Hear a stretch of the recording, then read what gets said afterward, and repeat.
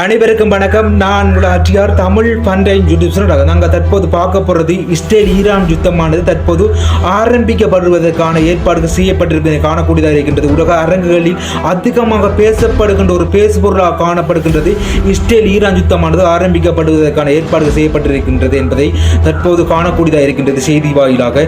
அதைத்தான் நாங்கள் முழுமையாக பார்க்க போகிறோம். அதுக்கு முதல் யூடியூப் சேனலை சப்ஸ்கிரைப் பண்ணுங்க. ஏன் அந்த யுத்தம் நடக்கப் போகின்றது, எதற்காக நடக்கப் போகின்றது, என்ன நடந்திருக்கின்றது விரிவாக பார்க்க போறோம். வாங்க வீடியோக்குள்ள.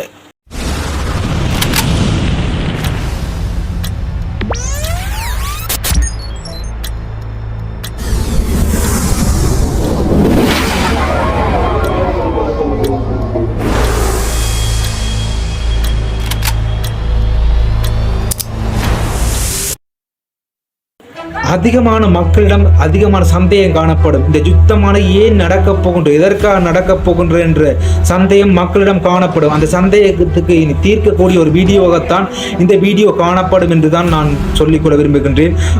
இந்த வீடியோவை கட் பண்ண கடைசி மட்டும் பாருங்க, என்னென்ன விடயம் அங்கே அடங்கியிருக்கின்றது, ஏன் இந்த யுத்தமானது நடைபெறப் போகின்றது, இஸ்ரேலுக்கும் ஈரானுக்கும் என்ன பிரச்சனை நடைபெற்றிருந்தது என்பதை விரிவாக பார்க்க போகிறோம்.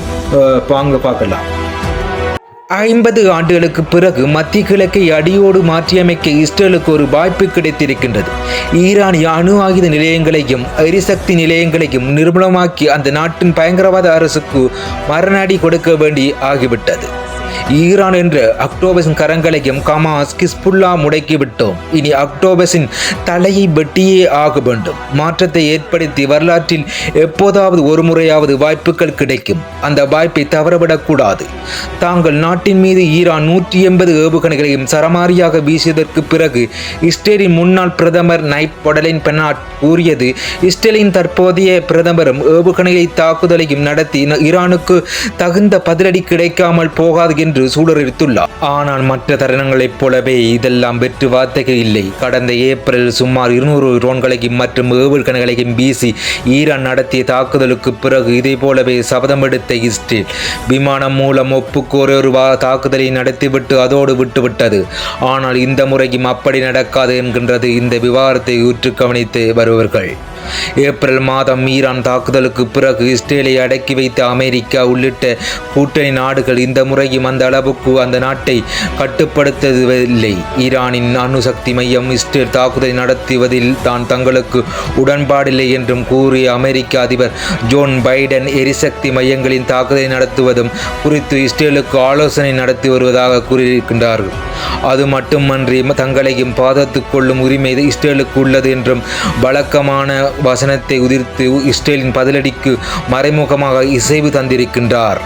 எனவே கடந்த முறை போலின்றி ஈரான் மீது இஸ்ரேல் தீவிரமான தாக்குதலை நடத்தும் என்றும் எதிர்பார்க்கப்படுகின்றது. தற்போது இஸ்ரேல் இராணுவ தளபதி ஆலோசனை நடத்தி கொண்டிருப்பது ஈரானை தாக்குவதா வேண்டாமா என்பது இருக்காது, எப்படியெல்லாம் கடுமையாக தாக்குதல் நடத்த வேண்டும் என்பதற்காக இருக்கும் என்று நிபுணர்கள் குறிப்பிடுகின்றனர். ஹமாஸ் தலைவர் இஸ்மாயில் ஹனியோ, ஹிஸ்புல்லா தலைவர் ஹசான் நஸ்ரல்லா படுகொலைக்கு பதிலடியாகவே இஸ்ரேலின் இராணுவ நிலையங்களை குறிவைத்து மட்டுமே ஏவுகணைகளை வீசினோம். இது எங்களின் முழு இராணுவ பலத்தின் ஒரு கொசுறு மட்டுமே. பதிலுக்கு இஸ்ரேலுக்கும் தாக்குதல் நடத்தினால் எங்களின் எதிர்வினை மிகவும் மோசமாக இருக்கும் என்றும் இஸ்ரேலின் மீது ஏவுகணைகளை தாக்குதலை நடத்தி உடனே ஈரான் குறிப்பிட்டது.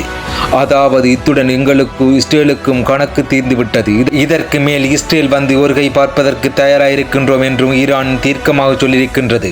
வெள்ளிக்கிழமை நடைபெற்ற தொழுகை கூட்டத்தில் கூட ஈரான் தலைமை மதகுரு அயத்துல் காமினி அதை உறுதிப்படுத்தியிருக்கின்றார். எனவே இஸ்ரேலுக்கும் ஈரானுக்கும் நேரடி போர் மூடுவதற்கான அபாயம் இந்த 45 ஆண்டுகளில் இல்லாத அளவுக்கு தற்போது முகம் நெருக்கத்தில் உள்ளது. எனவே விரைவில் ஈரானின் பல்வேறு பகுதிகள் ஏவுகணைகள் மற்றும் விமானங்கள் மூலம் இஸ்ரேல் தாக்குதல் நடத்தக்கூடும். இருந்தும் தாக்குதலுக்கு எந்தெந்த நிலையில் இஸ்ரேல் தேர்ந்தெடுக்கும் என்பதில் இந்த போர் எவ்வளவு மோசமாக உருவெடுக்கும் என்பது இருக்கின்றது. இத்தனைக்கும் பிறகு ஈரானின் அச்சுறுத்தலில் இருந்து தங்களுக்கு இஸ்ரேலுக்கு நிரந்தர பாதுகாப்பை பெற்றுவிட முடியாது. ஈரான் மூலக வரைபடத்தில் இஸ்ரேலையும் அழித்துவிட முடியாது என்கின்றார் நிபுணர்கள். அந்த வகையில் இஸ்ரேலுக்கும் ஈரானுக்கும் போர் ஏற்பட்டால் அதில் ஜார் வெற்றி பெறுவார்கள், ஜார் தோல்வி பெறுவார்கள் என்று உறுதியாக கூற முடியாது. ஆனால் இந்த போரால் இரு நாட்டு மக்களின் நிம்மதி, பிராந்திய அமைதி, உலக பொருளாதார நாடு சீரழியும் என்பது மட்டும் நிச்சயம். ஈரானின் சக்தி வாய்ந்த துணை இராணுவ படையான இஸ்லாமிய புரட்சி படையின் கட்டளையங்கள், ஏவுதளங்கள், ஆயுத கிடங்குகள் ஆகியவற்றை குறிவைத்து இஸ்ரேல் ஏவுகணைகள் தாக்குதல் நடத்தலாம்.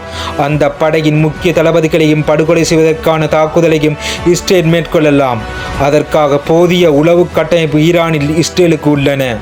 ஆனால் இது அதிகம் பாதிக்கப்படுவது பொதுமக்களாகத்தான் இருக்கும். ஈரானின் இராணுவ நிலைமைகளை மட்டுமே குறிவைப்பதாக கூறினாலும் காசாவின் ஒரிசா ஹமாஸ் தலைவருக்காக ஆயிரக்கணக்கான பொதுமக்கள் வசிக்கும் அகதி முகாமில் தாக்குதல் நடத்தியதைப் போல், லெபனானில் சில ஹெஸ்புல்லாக்களுக்காக அடுக்குமாடி குடியிருப்புகளுக்கு குண்டு வீசுவது போல் ஈரான் துணை இராணுவ படையினருக்கும் எதிராக போரில் பொதுமக்களை பற்றி கவலைப்படாமல் இஸ்ரேலுக்கு தாக்குதல் நடத்தும் என்று எதிர்பார்க்கப்படுகின்றது. அதற்கு பொதுமக்களை கேடயமாக பயன்படுத்தப்பட்டால் எங்களால் ஒன்றும் செய்ய முடியாது என்று மாத்திரமே இஸ்ரேலுக்கு ஒப்பிக்கும். அணுசக்தி எரிபொருளான யுரேனியம் வேறு மின்சாரம் தயாரிக்க தேவையான 20% விடவும் மிகவும் அதிகமாகவே சுமார் 60% வரை ஈரான் செறியப்பட்டிருக்கின்றது. இன்னும் கொஞ்சம் போனால் அந்த எரிபொருளை கொண்டு ஈரானால் அணுகுண்டு தயாரிக்க முடியும். அந்த அணுகுண்டை இஸ்ரேல் எந்த பகுதியிலும் வீசுவதற்கும் ஏற்ற மின்னல் வேக ஏவுகணை ஈரானிடம் ஏற்கனவே உள்ளது. எனவே இந்த போரை பயன்படுத்தி ஈரானின் அணு ஆயுத திறனை நிரந்தரமாக முடமாக்கும் முயற்சியாகவே அந்த நாட்டின் அணுசக்தி மையங்களில் இஸ்ரேல் தாக்குதல் நடத்தலாம். ஆனால் அத்தகைய தாக்குதல் தற்போது இளைமறை காய்மறையாக உள்ளது. ஈரானின் அணு ஆயுத திட்டத்தை மேலும் துரிதப்படுத்தி எங்கள் அணுசக்தி திட்டங்களை அணு ஆயுதம் தயாரிப்பது இல்லை எனவும் இன்று வரை கூறியிருக்கின்றது. ஈரான் அணுகுண்டு சோதனையை நடத்திவிட்டு இஸ்ரேல் தாக்குதலை காட்டி அதனை நியாயப்படுத்துகின்றது. இதனால் தான் ஈரான் அணுசக்தி நிலையங்களில் இஸ்ரேல் தாக்குதல் நடத்தக்கூடாது என்று அமெரிக்கா கூறுகின்றது. எனவே அத்தகைய தாக்குதலை நடத்த இஸ்ரேலுக்கு ஒரு முறை இருமுறையாவது யோசிக்கும் என்றும் கூறப்படுகின்றது. முக்கியமாக மத்திய கிழக்கு பிராந்தியம் முழுவதும் ஹிஸ்புல்லா, ஹமாஸ், ஹிதி கிளர்ச்சி படை என ஏராளமான ஆயுத குழுக்களையும் ஈரான் உருவாக்கி கொம்பூசி வைத்திருக்கின்றது. போர் என்று வந்தால் இது போன்ற தங்கள் நிழல் படைகளை கொண்டு ஈரானால் என்ன செய்ய முடியும் என்பதற்கு சவுதி அரேபியா எண்ணெய் கிணற்றிலே அந்த நாட்டைச் சேர்ந்த ஈரான் ஆதரவு படையினர் கடந்த 2019ஆம் ஆண்டு நடத்திய மிகப்பெரிய தாக்குதலை சாட்சியாகும். எனவே போர் என்று வந்துவிட்டால் இஸ்ரேலை வெல்ல முடிகின்றது இல்லையோ, ஈரானால் எந்த நாட்டிலேயும் மிகப்பெரிய நாசத்தை குண்டு பண்ண முடியும். ஏற்கனவே தங்களை இஸ்ரேல் தாக்கின அதற்கு பதிலாக மறுபடி போராக இருக்காது என்றும் கத்தார் மூலம் அமெரிக்காவிடம் ஈரான் எச்சரித்திருந்தது. தங்களின் எதிர் தாக்குதல் இருந்து பொதுமக்கள் கட்டமைப்புகளுக்கும் விதிவிலக்கு இல்லை என்றும் ஈரான் குறிப்பிட்டிருந்தது. ஈரானிடம் சுமார் 5000 ஈப்பட்ட ஏவுகணை உள்ளதாகவும் சிலர் ஆண்டுகளுக்கு முன்பே அமெரிக்க இராணுவ அறிக்கை கூறுகின்றது. தற்போது அந்த எண்ணிக்கை இன்னுமே அதிகரிக்கலாம் எனவும் பொதுமக்கள் இருப்பிடங்கள் உள்ளிட்ட பகுதிகளிலே ஈப்பட்ட உட்பட மற்றும் அதிநவீன ஏவுகணைகளை ஈரான் இன்னும் அதிகமாக எண்ணிக்கையினை வீசினால் என்னதான் உலகில் மிகச்சிறந்த வான் பாதுகாப்பு தளவாடங்கள் இஸ்ரேல் வைத்திருந்தாலும் அதன் விளைவுகள் மிகவும் பயங்கரமாக இருக்கும் என்று கூறப்படுகின்றது. அதனை உணர்த்துவதாக ஒரு முன்னோட்டமாகத்தான் பதிலடி கிடைக்கும் என்று தெரிந்தும் இஸ்ரேல் மீது ஈரான் 180 ஏவுகணைகளை வீசியிருந்தது. இது போதாதென்று போரில் எதிரொலியாக மத்திய கிழக்கு பகுதியில் ஏராளமான குவிந்திருக்கின்றது. அமெரிக்க இராணுவ நிலைகள் ஈரான் நிழல் படைகளை கடுமையாக தாக்குதலுக்கு உள்ளாகும். ஏற்கனவே இந்த போரில் இஸ்ரேலுக்கு எந்த நாடாவது உதவினால் அது குறிவைக்கப்படும் என்றும் எச்சரித்திருக்கின்றது. போர் என்று வந்துவிட்டால் அமெரிக்கா உதவி இல்லாமல் இஸ்ரேல் செயல்பட முடியாது. எனவே இஸ்ரேல் ஈரான் போரில் மத்திய கிழக்கு பகுதிகள் வெகுவாக பாதிக்கப்படும். ஏவுகணை ஒருபுறம் இருக்கும். ஈரானின் இஸ்லாமிய புரட்சி படையின் சிறிய அளவிலான அதிவேக தாக்குதல் படகுகள் ஏராளமாக உள்ளன. இவற்றை கொண்டு அந்த படை வளைகுடாவில் இஸ்ரேல் பாதுகாப்புக்காக நிறுத்தப்பட்டுள்ள அமெரிக்க கடற்படைக்கு தலைவலி கொடுக்கும்.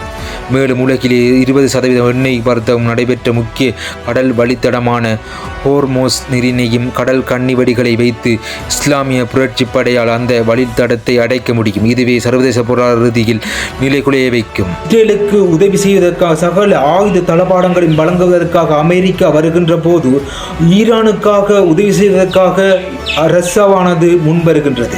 அந்த முன்வருகின்ற போது அனைத்து ஆயுதங்களையும் ரஷ்யாவானது வழங்கும் என்ற எந்த ஒரு ஐயமும் இல்லை. ஈரானுக்கு அனைத்து உதவிகளையும் வழங்கும் ரஷ்யா என்றுதான் அனைத்து நிபுணர்களாலும் குறிப்பிடப்படுகின்றது.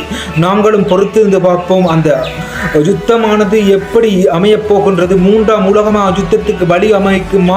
ஒவ்வொரு நாடும் ஒவ்வொரு நாட்டுக்கு உதவி செய்கின்ற போது அந்த நாட்டுக்கு யுத்தம் ஏற்படும். அந்த யுத்தம் ஏற்படுகின்ற போது அந்த யுத்தமானது 3ஆம் உலக யுத்தத்துக்கு வழி அமைக்கக்கூடிய ஒரு செயற்பாடு அங்கு காணப்படும் என்றுதான் குறிப்பிட வேண்டும்.